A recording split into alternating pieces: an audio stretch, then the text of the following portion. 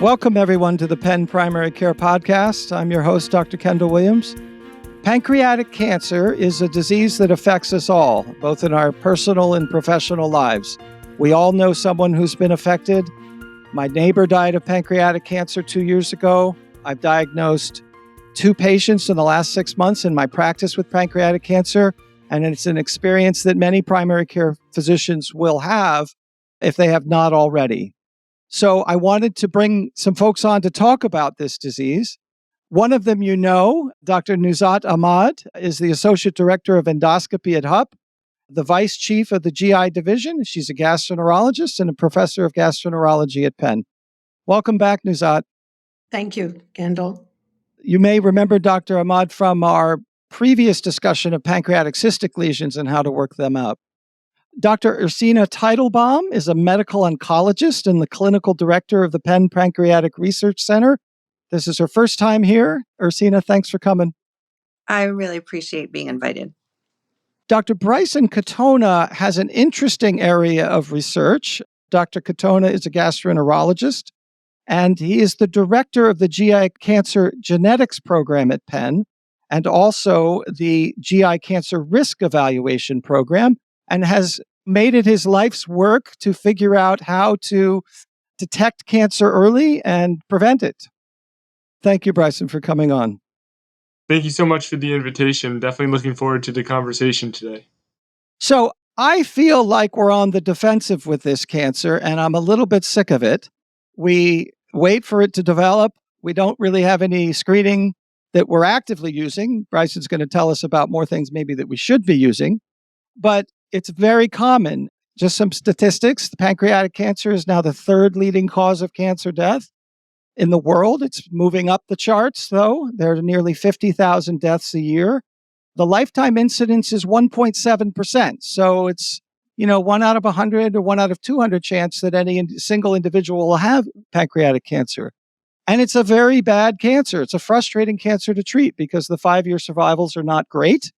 5-year survival for patients with localized pancreatic cancer is about 37%. That may change. Ursina will update us with that, but that's what it's been historically. It's 12% for those with regional disease and only 3.1% for patients with advanced metastatic disease.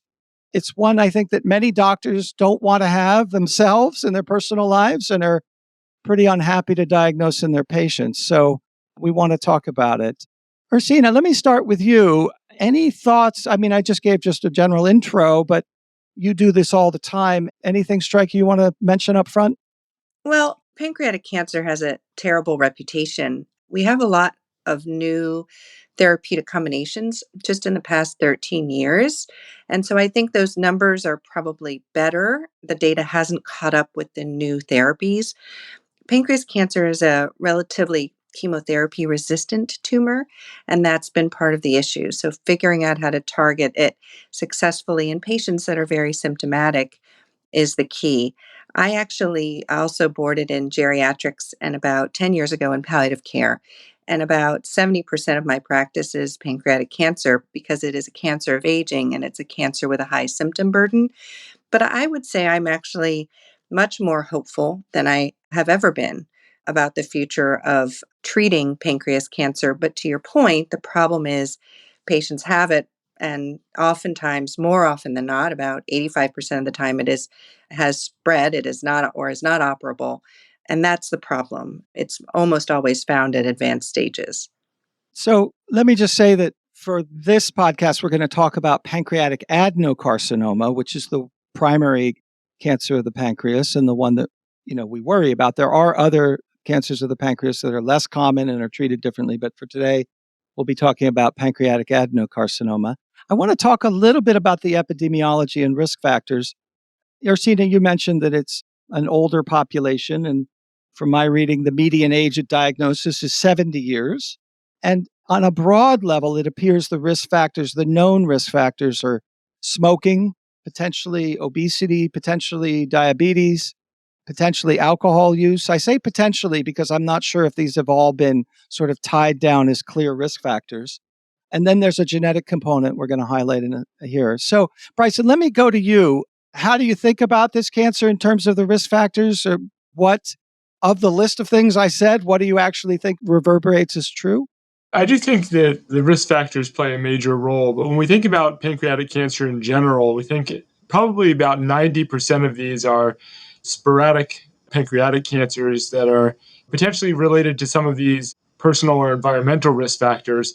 But this 90% doesn't have a familial or a hereditary component, whereas about 10% of these cancers are found within families either that have a very strong family history of pancreatic cancer or have some sort of germline genetic susceptibility to pancreatic cancer. But that group at high risk because of familial or genetic causes is just a very small slice of the pie of all pancreatic cancers. If someone were to ask me, how do I avoid having pancreatic cancer? What can I do in my life? My spiel is usually don't smoke, don't drink alcohol, because I think that raises the risk of all cancers. It's a little less clear to me whether it's a risk factor for pancreatic cancer. There's something about meat eating as well. Is there anything else that we should say, and are those valuable to even mention? I would say that age is really number one. You have to live long enough to make enough mutations to make a pancreatic cancer. Correct me if I'm wrong, it's something like close to 70 mutations need to happen. I think smoking is associated, but it's not as strongly as you'd think. You have to smoke a lot to really have it be associated. And metabolic syndrome, we sort of think of that going along with it, obesity, inactivity, diabetes, but you can have all these things and never develop pancreatic cancer and none of these things and get it. So it's always the number one patient, my question in my clinic, how did I get this? And almost never do I have an answer. Although it is a standard of care now, and Bryson can speak to this, that we do genetic testing on every new diagnosis of pancreatic cancer because it may have therapeutic implications for the patient. And you never want to, I always tell patients, you're not an island, you're a village. You never want to miss out on a family with a familial cancer syndrome. So the typical scenario for us in primary care is that a patient presents with weight loss or abdominal discomfort or jaundice or all three. The patients I sent to Ursina, one came in with weight loss and fatigue going on for a few months and then came in with jaundice. And I knew something was going on. The second had some non-specific abdominal complaints we initially thought were constipation, and then came in. It was clear that she had lost some weight. And so we investigated and found pancreatic cancer. So we usually get a CAT scan back that has identified a mass in the pancreas, head or tail. And then what I do is I call Nuzhat or one of her colleagues, Dr. Ahmad, in the endoscopic center to try and get this worked up. So, Nuzhat, is that the right thing to do? Number one, when we have a patient we've diagnosed with this, to call you or one of your colleagues? And then what happens to the patient after that? Yeah, Kendall. So I think in the world of GI and this specific field of advanced endoscopy, we really play a supporting role. We basically support Ursina and her work. So essentially, we do endoscopic ultrasound. We use that to look at the mass and biopsy it.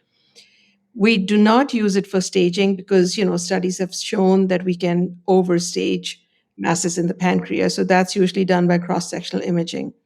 Now, over the years, I think the pendulum has swung to getting tissue on almost all cases because, correct me if I'm wrong, Ursina, that we have now moved towards neoadjuvant therapy. So maybe 15 years ago, if you had a mass that looked fairly resectable, the surgeons would say, hey, look, this is cancer.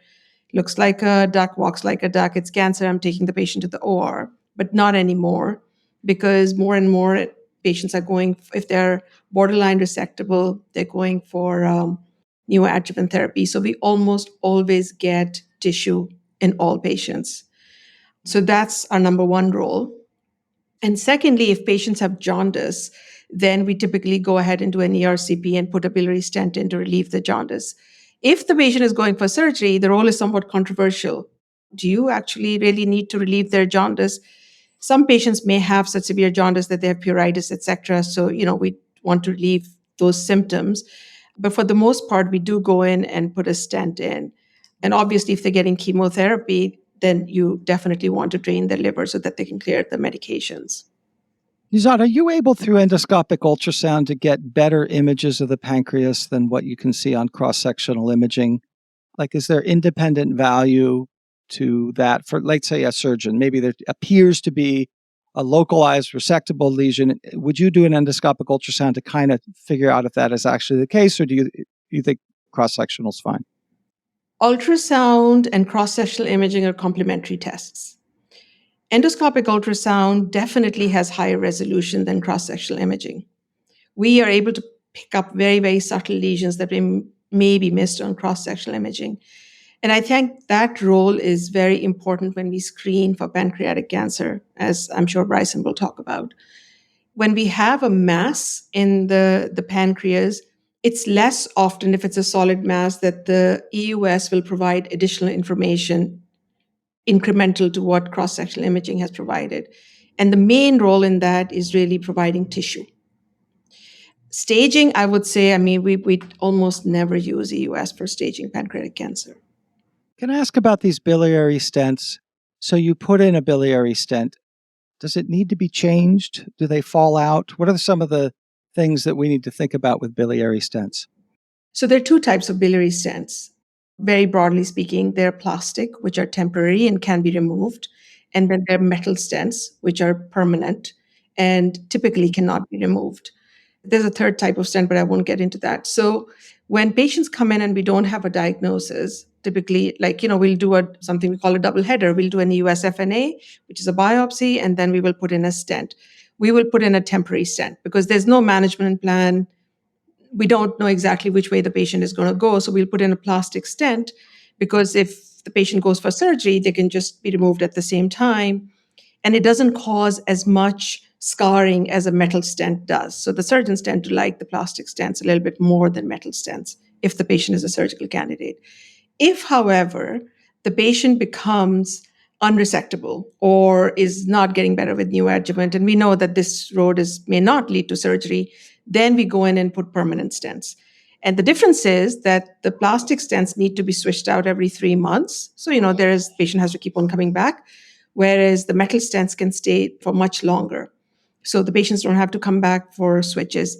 Up to 30% of them, if the patient lives long enough, will develop occlusion, and we have to go in and revise them. But still better than coming in every 3 months. That's very helpful. I think one of my patients ended up having an occlusion, or I managed a patient recently that had that. Okay, so the tissue comes from the EUS, tissue comes back from the lab, we all see it, it's adenocarcinoma. And then what should happen in your world? How does the patient go to Ursina from there? So I will tell you, sometimes we have patients who have no idea that this is going to be a cancer, meaning no one's talked to them. They've been told they have a finding on an imaging and go see, the GI for a biopsy. So there's a little bit of this, like, who is going to tell the patient? Because, telling them over the phone with no management plan is just, it's not a position you want to put anyone in.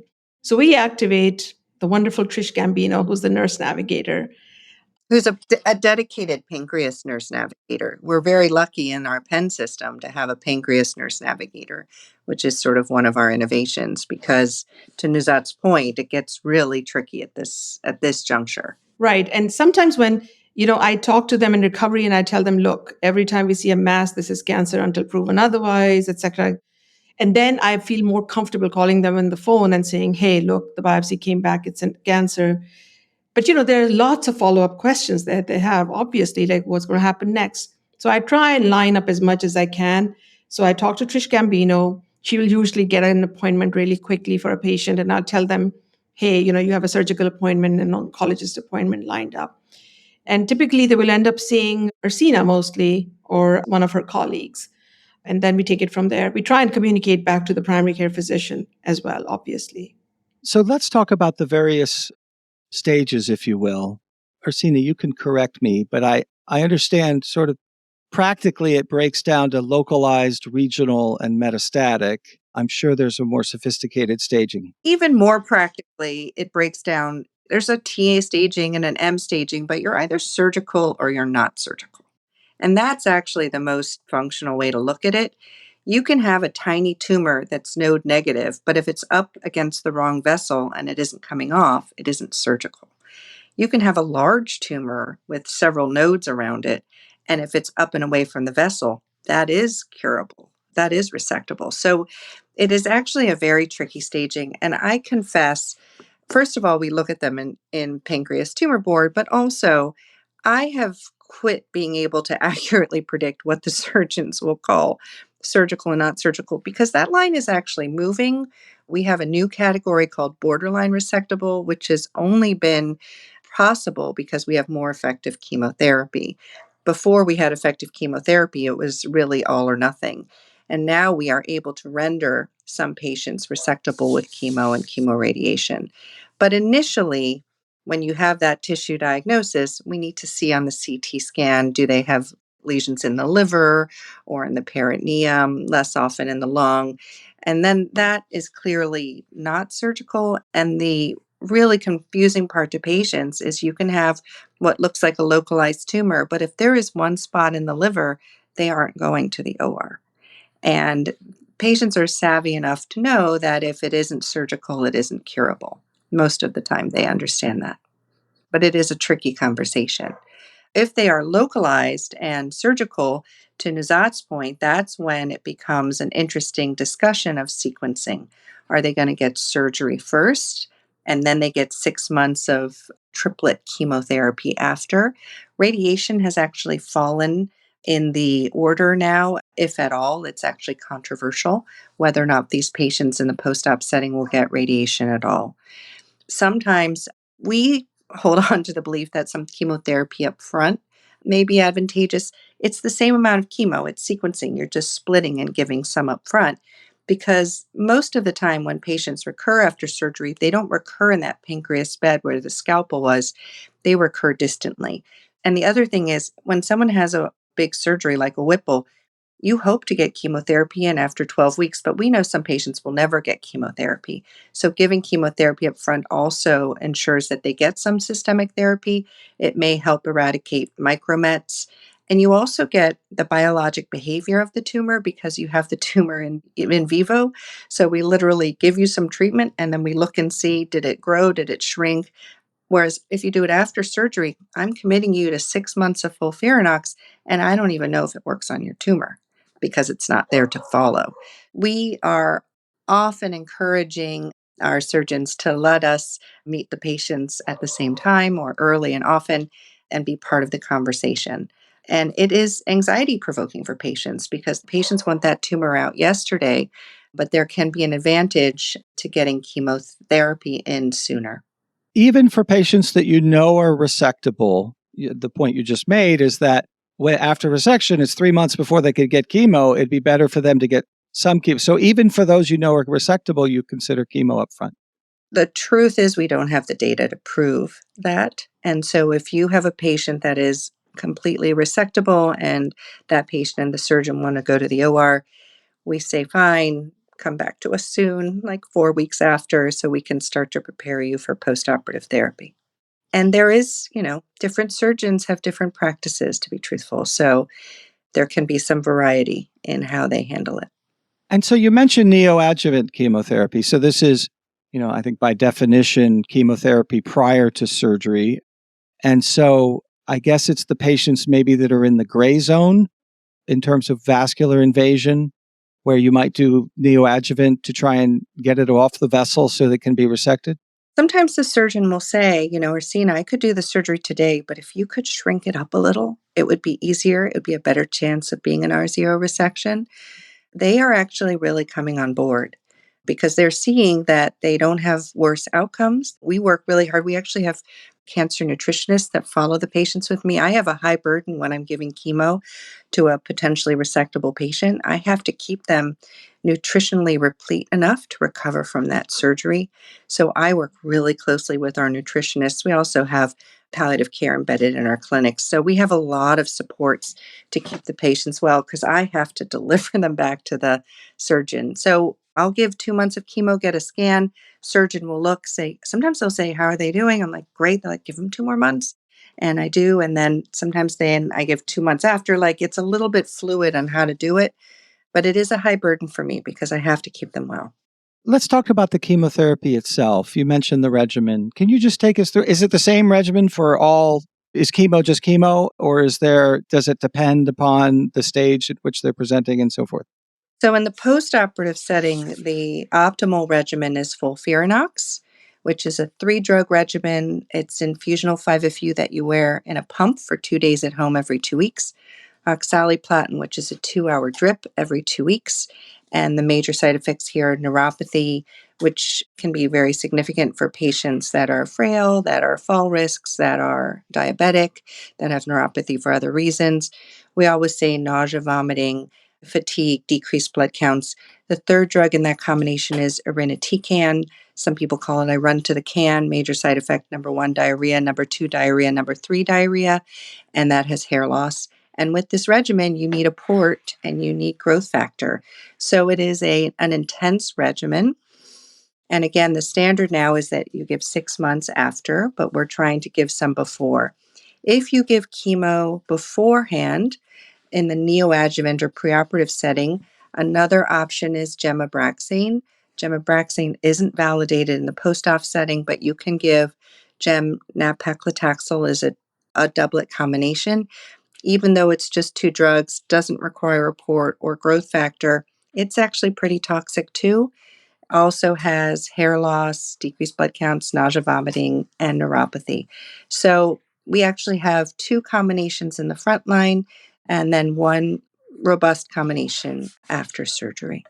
But it's real chemotherapy in the old style. Now we have chemotherapy people take by mouth and go to work, but this is a life event.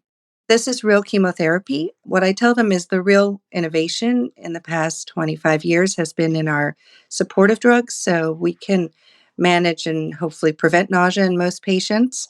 And by doing that, and then limiting neutropenia, infection risk, visits to the ER, we can usually keep patients reasonably well. But with this regimen, you don't feel great the first week. You feel back closer to your baseline the second week, just in time for your next dose. So, I was reading that most people die of pancreatic cancer, who do die of pancreatic cancer, die actually sort of wasting, right? And malnutrition, both because of the metabolic effect of the tumor itself, but also because it's in a location that affects digestion and affects the desire to eat. So your job is kind of tough. And you alluded to that earlier, where you have to sort of balance these factors because you're trying to keep these folks as nutritionally replete as possible through that process so they don't fall behind in that overall war that they're fighting. It is really difficult. We have to keep them nourished. We have to keep them well. A lot of them have malabsorption, and then there can be insurance issues, cost issues with getting Creon, with getting pancreatic enzymes. It is a tricky space. But when you get someone to the OR successfully, and then you follow them in surveillance for years, it can be very rewarding. And I really do feel like we have more patients that are coming through the surgery and coming through recovery and surveillance much more successfully, but it is a labor intensive. Is there a role for enteral nutrition?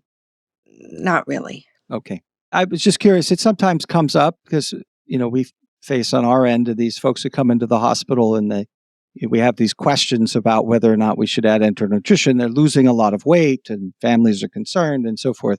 But I gather the evidence has really not shown that adding enteral nutrition has been beneficial. Not that I'm aware of. And not part of your practice. Now, you mentioned that you feel better about where we're headed with the therapies and that our rates are starting to improve. Can you get into that a little bit? In 2018 at ASCO, which is our big cancer conference, they showed the first time with the regimen FOLFIRINOX after surgery that median overall survival was 56 months. And you have to imagine it used to be 20 months with surgery and chemotherapy and radiation. So we're really moving that needle, and our survival rates are much better. That's why I've said I'm waiting for it to translate into those survival numbers that you were quoting. And then our chemotherapies are better too. I used to, when I would meet a patient, for example, with metastatic, we used to have gemcitabine and that was it. And it was never shown to actually prolong survival, but it was approved because it made sick people feel better. And it was approved in 1996, and we had nothing since then. A very wise mentor once said, we used to run out of drug before we ran out of patient. And now we have multiple regimens, and sometimes we run out of patient before we run out of drug options because we have more treatment options. And we had regimens approved in 2010, 2012, 2015, 2018. So the pace of discovery is much better. And the way I really characterize that with patients is that I may not be able to cure you, but this is a treatable cancer. And I used to quote survival in months, and now I actually can comfortably often say year or years. And we can do it with a tolerable quality of life. It has to be life worth living. And so it's become a much more treatable cancer. And we also have a lot of clinical trials, as you can imagine, in this space. Our goal is to figure out how to make immunotherapy work for pancreatic cancer. And that is the focus of a lot of our trials and CAR T. We're actually working on all of these things. COVID set us back a little bit in terms of trials. This is nationally, globally, really. But we're really perking up and have a lot more in our armamentarium. I saw an abstract or something that came across my brain in the last 6 months or so. I think it was CAR T therapy and just showing some good numbers. I think we need time. I'm hopeful we'll crack it, but it takes time. And if we could just detect it earlier, that would be better. And I know that there are a lot of people working on that. So let's get to that in a second. But I actually want to highlight what you said because it may have gotten lost. I had quoted data from what was published I'll admit it was in a textbook. So, those are a little bit older too. But 37% 5-year survival for localized disease. But you're saying median survival now is 56 months, which is almost 5 years, right? If they're resectable. Yeah. I used to quote to fellows, the issue with the pancreas is it's like in a superhighway of blood vessels and lymph nodes. So it can be very early and still has the potential to spread. We really think of it as a systemic disease now. So I used to quote to fellows 1 in 5 chance of the tumor being surgical. It's about 15 to 20%. But even with surgery, 1 in 5 patients alive at 5 years. Certainly better than that now. And again, I think 37% may be starting to be low. That's wonderful news. So when we go on the offensive with these tumors, in various scenarios, with whether it had been breast cancer or colon cancer, obviously we've worked on more effective therapies, and I'm thrilled to hear we're getting some progress. But a lot of the success has been in both prevention, but also early detection, right? So, Bryson, I'm going to now turn the discussion over to the area that I think is your focus. We talked a little bit about the fact that the risk factors, there's no single risk factor. This isn't mesothelioma, right? Where it's just, it's all tied to asbestos. If you avoid asbestos, you can avoid mesothelioma. This has a lot more going on. And you mentioned that the genetics are only a small portion, but let's get into that a little bit. What are you doing in your area now? And so I think for early detection of pancreatic cancer, I see a number of patients who come in and really nobody had any idea that there were any programs for early detection of pancreatic cancer, that pancreatic cancer screening, was even a thing that people could consider pursuing. And I think this field of early detection and high-risk individuals is one that's kind of progressed so much over the last couple of years. Now, I think before you get too much into the weeds here, I think it is important to say that for the average risk, meaning no genetic mutation, no strong family history of pancreatic cancer, for the average risk individual who's asymptomatic, there's really at this point still no role for pancreatic cancer screening. And that's actually been stated pretty point blank by the U.S. Preventative Services Task Force, where they have explicitly come out and said those individuals at average risk should not be screened. But that being said, we do have many high-risk groups where screening is now formally recommended.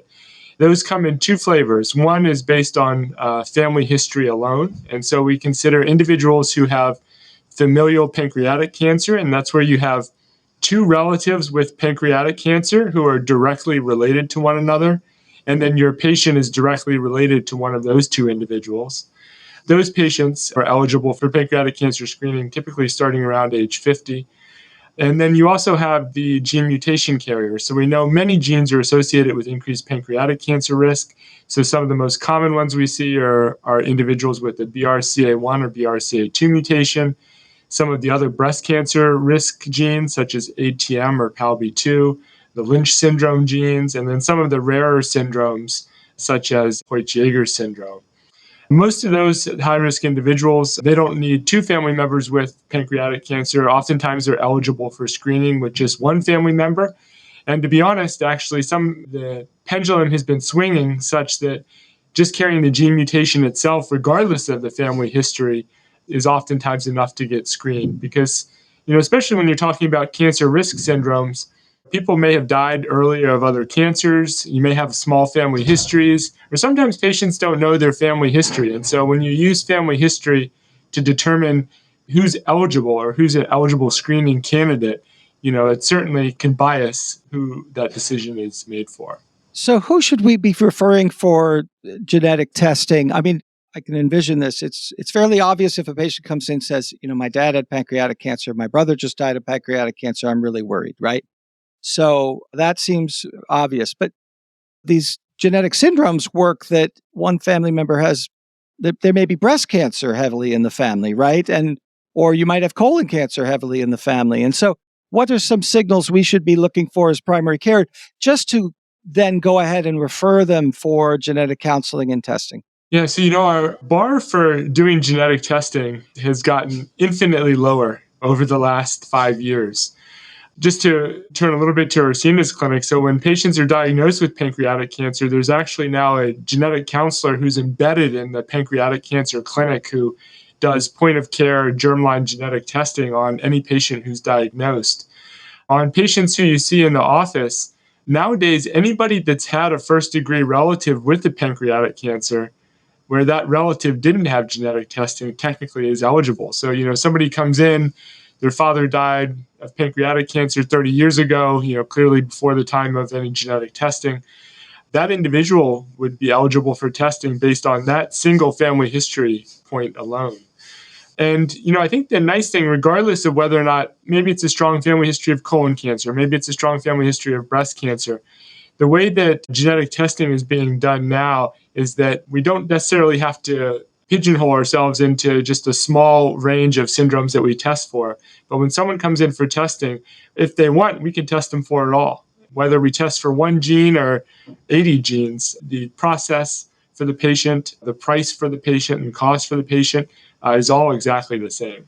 So the bar is pretty low if there's a strong family history of cancers. And I guess pancreatic cancer, though, is like you're not going to necessarily worry about somebody who has a family history of sarcoma, for instance, right? So it's really, just want to go through this. This is for my own benefit. Breast cancer, there's an alignment, right? Colon cancer, there's an alignment. Pancreatic cancer for sure. Any other cancers that would raise a flag in your mind that says, okay, I should send somebody? For the BRCA kind of genes, if you see families that are high risk in breast, ovarian, or prostate cancer, those are individuals that may be harboring genetic risk for pancreatic cancer as well as those other ones. And then kind of the other big group is the Lynch syndrome patients. And so if you're seeing colon cancer, uterine cancer, potentially stomach cancer, or urinary tract cancers, those kind of cluster together as well. I think a lot of people don't realize how cheap and easy genetic testing is now, but we basically can do it with a saliva sample. And even if patients decide to totally forego their insurance and just pay out of pocket for the genetic testing, max cost is only $249 now, regardless of the number of genes that are tested. And we're really lucky with our genetics program, Kendall, and all of our Penn hospitals. You can have a patient come in with a fulminant diagnosis or presumed diagnosis of pancreas cancer. I have called them and said, I think this patient is dying in the next few days. Can you come and test this person so we can capture this family's risk? And they will come to the bedside in the hospital. That's tremendous. I think I may have even heard that like Ancestry.com and some of these other places you can send your saliva to get tested are actually now testing for some genetic cancer syndromes. Is that right, Bryson? The issue with some of these commercial genetic testing companies, and 23andMe is the one that is advertising that. So they actually do report that they test for some BRCA1 and 2 variants. The issue is that they actually only perform dedicated testing for 3 Ashkenazi Jewish founder BRCA1 and 2 variants, and they don't do complete BRCA1 and 2 testing. So we've actually had individuals from very high-risk families that have had 23andMe. They get a negative BRCA1 and 2 report back from them, and they think they're in the clear, but in fact, they're carrying a BRCA2 mutation that just doesn't fall within those 3 founder mutations. And so I basically tell patients that direct-to-consumer genetic testing is for fun, but I don't really trust it for true clinical decision-making. Well, I hope that question wasn't painful, but I actually found it really valuable, the answer, because this comes up. I mean, I know that because somebody mentioned it to me, family member or patient. So that's actually really valuable. I do not order genetic testing outside of the context of your counseling program because I really don't know how to counsel people and I don't like getting lab tests back that I don't know how to interpret. I suppose that's probably best practice. Yes, definitely. There are a few things, we always definitely discourage providers from ordering the genetic testing directly for several reasons. One important part of the counseling actually is that while there are protections in place to protect against health insurance discrimination or workplace discrimination that could result from a positive genetic testing result, there are currently no protections in place for disability insurance, for life insurance, for long-term care insurance. And so if a patient has genetic testing sent without any appropriate counseling, and they're found to have, say, a BRCA1 gene mutation, their chance of getting a reasonably priced policy has sailed. The other issue is that a lot of times these genetic testing reports come back with uncertain findings. So these uncertain findings are always subject to change down the road. And the issue is that once you're the ordering provider for someone's genetic test, you're basically on the hook for their uncertain findings for life. We have, through the cancer genetics program, we have a good mechanism where we have fantastic genetic counselors that follow up on all these altered or changing test reports. But this could be very difficult and cumbersome for, a practice that isn't as fortunate to have so many genetic counselors. Once you do define somebody as having a genetic syndrome, I think you guys do all the screening, right? It's through you that they get, let's say, an MRI of their pancreas on however often you do it and so forth, right? Correct. Yeah, we have several different, depending on what type of gene mutation they're found to have. I typically will follow a lot of the individuals with Lynch syndrome, and we have the Bassler Center where they try to do the comprehensive care for like BRCA1 and 2 carriers. But yeah, the goal of seeing one of the cancer genetics physicians is really to outline a cancer risk management strategy and plan and try to serve as the conductor to make sure that, all of these different pieces are really getting accomplished. So let's go back to the average risk, folks, which you said clearly there's no, the USPSTF has said there's no value for screening. And that's obviously because we don't have any study that shows value, right? We don't have any evidence that there's anything that we can do.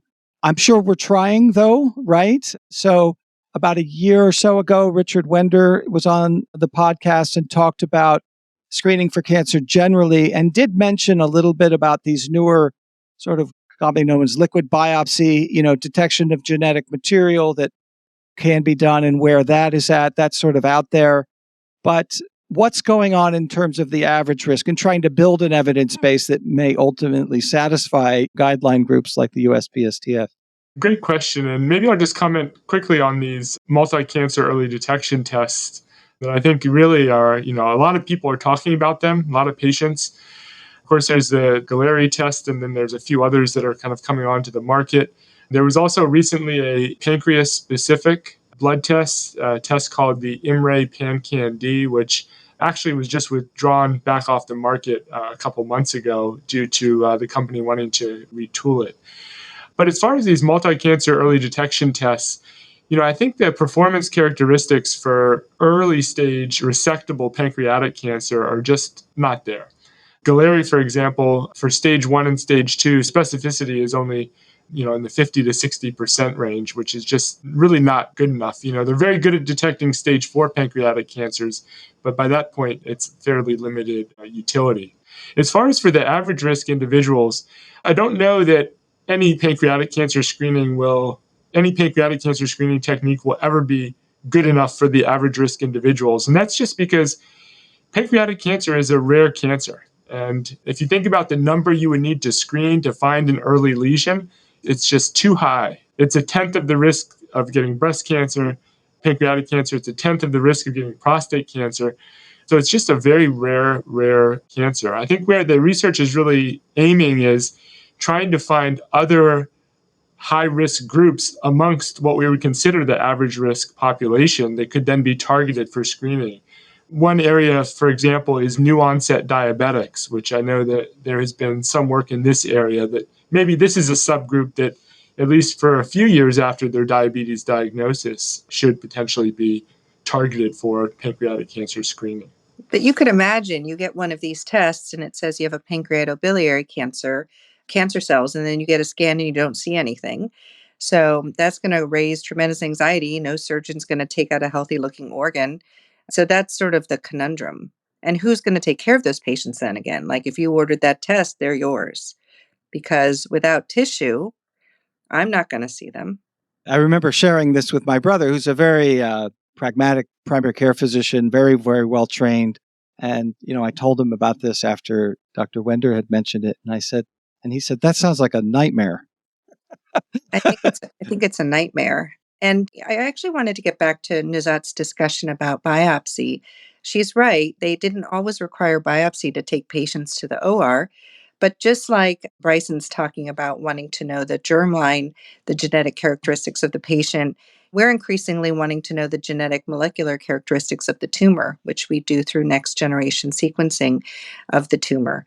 Now, it's a very tricky space because the sneaky secret, and patients get very upset because PanCan, which is one of the patient advocacy groups, they have this slogan, know your tumor. And you can know your tumor with pancreas, and there really are no targetable mutations beyond BRCA with PARP inhibitors. So it is really tricky. And the other thing I would say is it's very difficult to biopsy pancreas cancer. Sometimes it takes a couple times, which is very frustrating, even with an obvious tumor. And we are starting to use circulating tumor material in that regard, liquid biopsy. If we're not able to get a biopsy with a needle, maybe we can get one from a blood sample. And so that would be a more appropriate usage of a liquid biopsy if we're really not able to get an actual biopsy safely, which happens sometimes. So this has been a great discussion, and I really appreciate you all coming on. It sounds like we're getting close to going on the offensive with this thing. At least we can start to identify higher risk groups, as Bryson has outlined. And Ursina, it sounds like you and your colleagues all over the world are making progress. So we can feel a little bit better about this. Is there anything you'd like to leave our audience with? I like even when it's not curable, it's treatable. I often will tell patients it's getting much better. And I encourage some of them not to tell everyone it's pancreas cancer because everyone's face falls and it's all sad. When in fact, I think there's a lot of optimism among us that we're doing better, longer lives, better quality of life. I don't think it is the same diagnosis it was 20 years ago, certainly. I remember the discussion of HIV and back when it was incredibly deadly, and the Surgeon General at the time saying, we're just trying to turn it into a disease like diabetes, where it becomes a chronic disease that we manage over time and people are never cured of it, but we keep it at bay. And we've done that with HIV. And so hopefully we can get there with pancreatic cancer, even if we can't cure it, right? I think we're moving the needle. It's slow, but it's steady. Well, that was a great discussion. I really appreciate it. I really appreciated also the practical discussion of what do we do with our patients? How do we get them to you? Let me just ask Lee another question. I do it through Epic. I email people I know, but is there a main number you can call that says I have a patient has got a pancreatic mass and needs a sort of an expedited workup? Is there a way that folks either outside of our system or even within, but don't know you guys directly? If you want to send for the first step, which is like a biopsy, obviously you can email us, but you can use the consult to GI order in Epic. And we have actually retooled it, and it's going to have urgency levels in it. So just so that there can be an auto triage of the urgent patients. So if it says pancreatic mass in there, just diagnosed on CT, those patients will be prioritized. Yes, exactly. The other path I've seen is patients get referred to a surgeon, and the surgeons are often able to coordinate an expedited GI evaluation also, and then you get that extra input as to whether or not it's resectable.